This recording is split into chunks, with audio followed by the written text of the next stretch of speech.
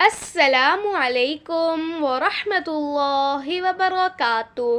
معزز ناظرین، رسول اللہ صلی اللہ علیہ وآلہ وسلم نے فرمایا، میں ان 3 اشخاص کے لیے جنت میں گھر کی ضمانت دیتا ہوں۔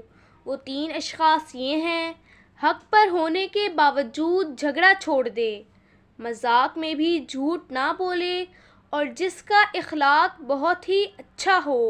ہر ایک نماز کے بعد عقبہ بن عامر رضی اللہ تعالی عنہ سے روایت ہے کہ رسول کریم صلی اللہ علیہ وآلہ وسلم نے ہر ایک نماز کے بعد مجھ کو سورۃ الفلق، قل اعوذ برب الفلق اور سورۃ الناس، قل اعوذ برب الناس پڑھنے کا حکم فرمایا۔